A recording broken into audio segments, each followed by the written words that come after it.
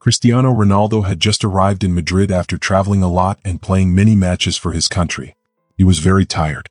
He needed a break, something to help him relax and forget about football for a little while. He had heard about a small cafe in the city, far from all the noise and the big crowds that usually followed him.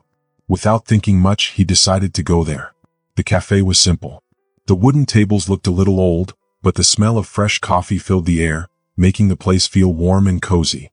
When Cristiano walked in, he didn't pay much attention to the other people or how quiet and peaceful the cafe was. Instead, his eyes stopped on a small boy standing near the entrance. The boy had a thin face and big round eyes. His clothes were old and looked worn out, like he had been wearing them for a long time. He held a small box of chewing gum in his tiny hands. He didn't move much or say anything, but his eyes kept scanning the people in the cafe, as if he was trying to figure out who might notice him or talk to him. Cristiano ordered a coffee at the counter, but he couldn't stop looking at the boy. He watched as the child took slow, careful steps toward a woman sitting near the window.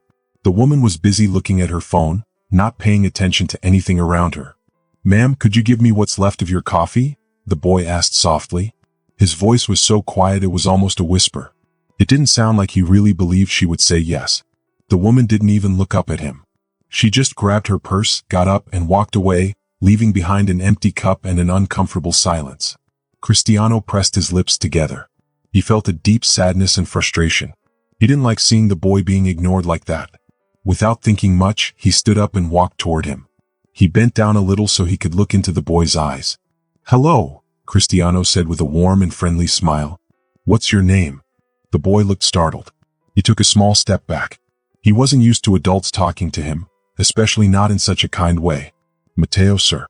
"I don't want to bother you," the boy said hesitantly. "You're not bothering me, Matteo," Cristiano said, shaking his head. His voice was calm and reassuring. "Are you hungry?" he asked. Matteo looked down at the small box of gum in his hands. He stayed quiet for a moment as if he didn't want to admit the truth. Maybe he was used to hiding how hungry he was.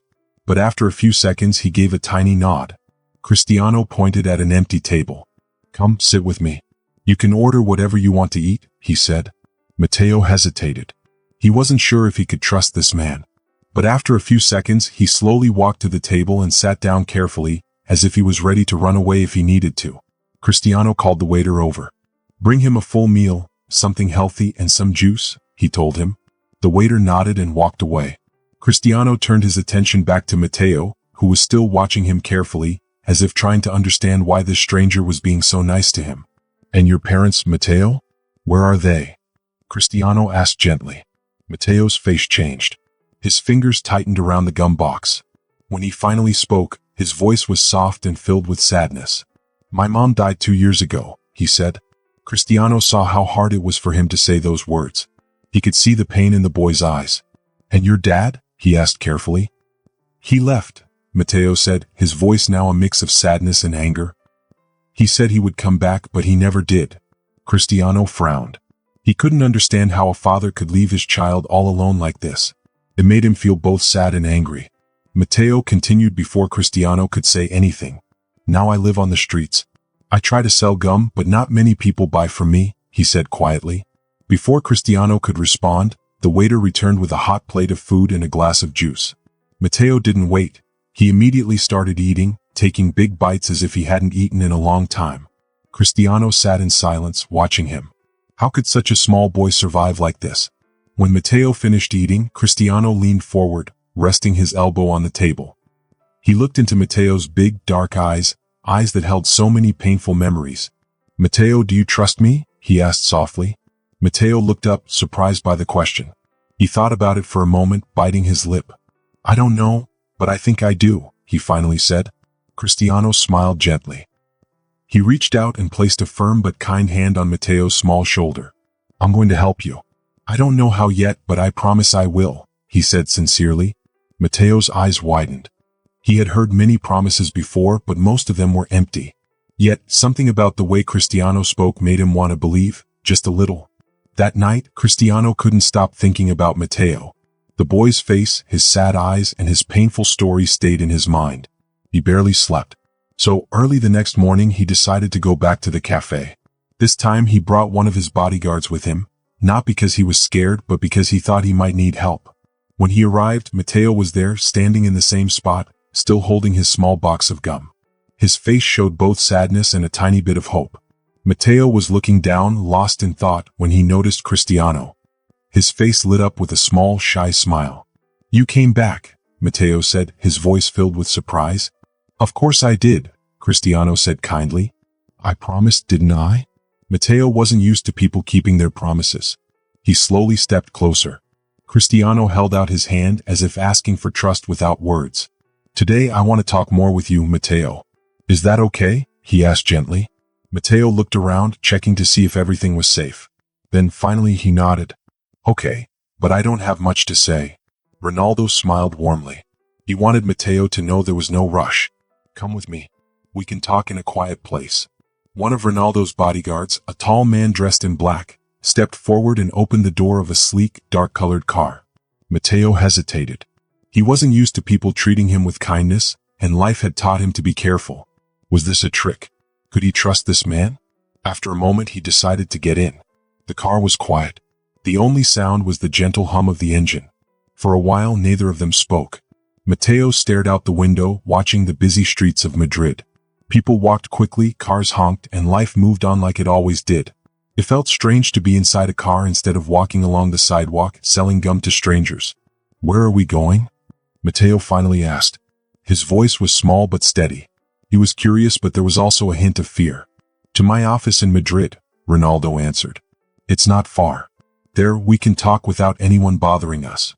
Matteo gave a small nod, though he didn't look fully convinced. He turned back to the window, his fingers tapping lightly on the glass. The car moved smoothly through the city, and before long, they arrived at a modern but simple building. Ronaldo led Matteo inside. The office was small but comfortable. A soft couch sat against one wall, a wooden desk stood in the middle, and a few personal photos hung on the walls. Matteo stood near the door, his body tense. He looked around carefully as if trying to figure out if he was really safe. "You can sit," Ronaldo said, pointing to the couch. Matteo hesitated, then slowly walked over and sat down. His body stayed stiff, ready to run if needed. Ronaldo poured a glass of water and handed it to him. "Here, drink this," he said gently. Matteo took it but didn't drink right away. He held the glass tightly, taking small, careful sips. It was almost like he was afraid someone would snatch it away.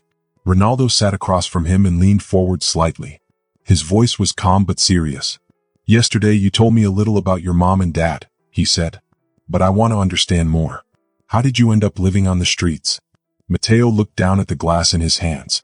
His fingers traced the rim. He didn't speak for a long time. The question seemed heavy, like lifting a rock too big to carry. Finally, in a soft, almost whispering voice, he said, "My mom got sick." Ronaldo listened carefully. "At first, she was just tired all the time," Matteo continued, still looking at the glass. "But then it got worse. She was in pain a lot. We didn't have money to take her to the hospital. And then..." He stopped. His fingers tightened around the glass. "She died," he finished. Ronaldo felt his chest tighten. He didn't interrupt, letting Matteo speak at his own pace. "My dad changed after that," Matteo said, his voice barely above a whisper. "He started drinking a lot. At first, he still went to work, but he always came home without money. Then one day, he just didn't come home at all." Silence filled the room. Matteo kept his eyes down, pressing his lips together as if trying not to cry. "And how do you live now?" Ronaldo finally asked. His voice was gentle, but there was concern in his eyes. Matteo shrugged as if the answer was obvious. "I sell gum. Some days I sell a lot. Some days nothing. Sometimes people give me food. Sometimes they don't." "Has anyone ever tried to help you before?" Matteo looked up for the first time. His dark eyes held something difficult to explain, a mix of doubt, sadness, and something else. "Some people say they'll help me," he said slowly, "but they never come back. That's why when you talked to me yesterday, I didn't believe you." He paused for a moment, then added, "But you came back." The words were simple, but they hit Ronaldo deeply. He felt something stir inside him. He knew right then that he couldn't let Matteo continue living like this. He leaned forward, looking directly into Matteo's eyes. "Listen, Matteo," he said firmly. "I'm not like those people. When I said I'd help you, I meant it. I don't know exactly how yet, but I will find a way." Matteo stared at him in silence. His big eyes held something new, hope. It was small, almost hidden, like a tiny candle in the dark. He wanted to believe, but he was also afraid. Really? He asked in a whisper. Really? Ronaldo promised. The air between them felt heavy, full of something important. This was only the beginning. Ronaldo knew that he had to figure out the next steps. The next day, Ronaldo returned to the cafe. Matteo was there, standing in the same spot, his box of gum in his hands. When he saw Ronaldo, he gave a small, shy smile but still looked nervous. Are you going to take me far away? He asked, looking down. I want to take you somewhere safe, Ronaldo said softly. Somewhere people will take care of you. Matteo studied him for a moment.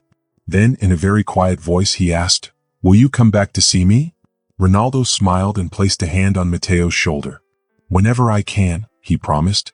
They got into the car. This time, Matteo didn't hesitate. The car took them to a small, warm house on the outskirts of Madrid.